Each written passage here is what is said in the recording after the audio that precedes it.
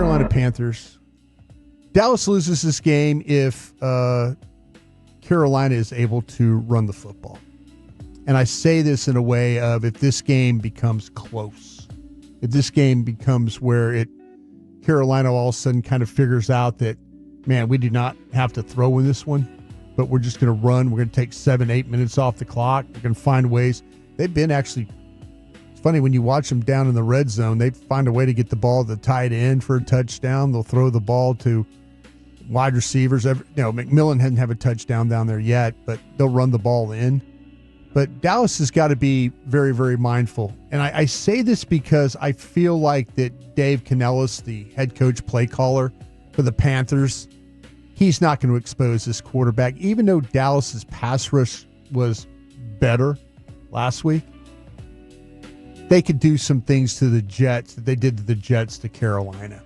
So I don't know if necessarily that you're going to see Dave Canellis be real interested in putting this game in Bryce Young's hands. No, I wouldn't be. I just, the Carolina offensive line is, now we've much better running than pass pro. Yeah, much better runners than pass pro. And the way they've been running the football is through different ways. And I mean, it's the send motion way flip going the other way. There's been some zone stuff. There's been the sweeps. Yeah. There's been off tackle. It's not some running game where you're seeing, oh, wow. Like I did see a crack toss that went for plus yards. So, but it's not, it doesn't have the elements of what you've seen with the Cowboys. And the reason why they don't have the athletes. They don't have the athletes as the offensive line at tackle. They got some big dudes, slow-footed, like Iquanu. Their left tackles are slow-footed. Yeah, that is the big problem that they have right now and they have a quarterback that when he feels pressure, he will try and run. But like my guy Voch Lombardi likes to say, he'll also do things to sack himself. Absolutely, he will. And he'll also fumble the ball when you get in the pocket, too, and you pressure him. He'll drop the ball on you, too. Tiny hands.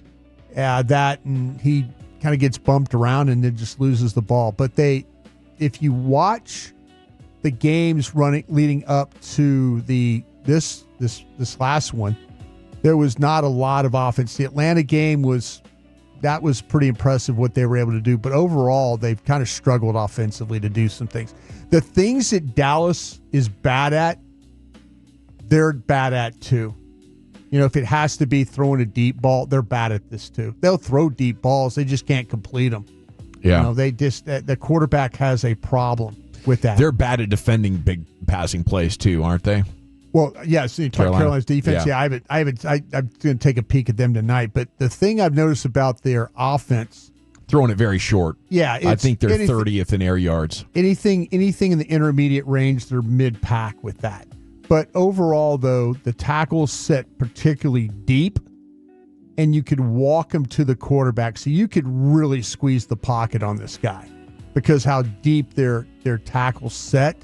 They're worried about that, like they don't want to get beat up the field, so they're trying to get depth and then set on you right there, engage, and then hopefully the ball's out, but it hasn't been getting out like it has.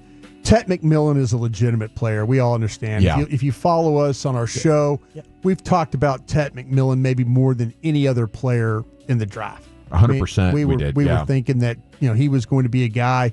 It started to be that he was it was Genty was getting mocked, and then all of a sudden Tet McMillan started getting mocked, and then it was like, I know Zach and I started hearing like, there's no chance in hell you're going to get Tet McMillan. He's going before you pick. Bummer, man. Yeah. So and obviously you'd rather have the combination of Booker and Pickens right now. Right. But if they had taken McMillan instead of Booker, I think we'd be ecstatic right now. Still, McMillan is a hell of a player, and he's everything that we talked about: the route running, the ability to separate down the field, the ability to go get the football, down blocking. I mean, this guy has got some plays with some attitude too. Complete. He's the boss out there already. Complete player and all those things. They've tried with Xavier Legette. He's really kind of.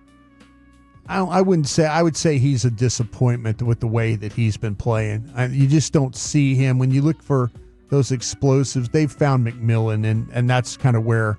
By the way, I heard Stink in his play-by-play calling him Legette. Legette? They were both going Legette. So there might have been a name pronunciation that we need to. Okay, Leggett.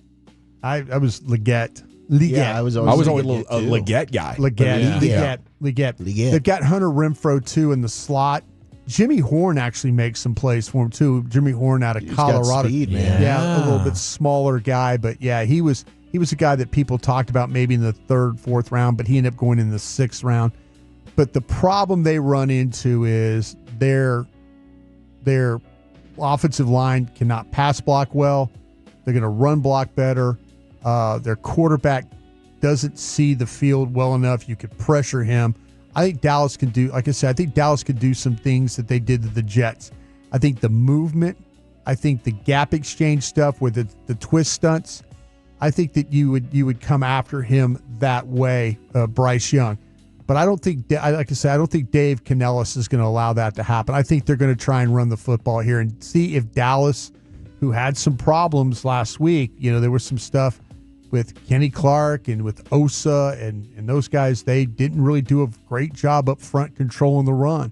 So I'm going to challenge them. And Rico Dowdle ran the ball well. They're down 17-0, and they just started running the ball because they got tired of Bryce Young messing it up.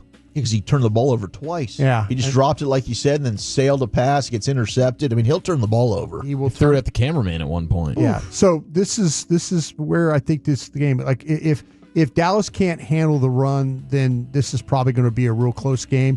If Dallas's offense is able to put points up on the board and take Carolina out of the running game, Dallas will win this game easily from what I've seen so far with the offense. But it's the quarterback. They're going to lose this quarterback battle to the Cowboys. The Carolina's going to lose to Dallas on the quarterback battle.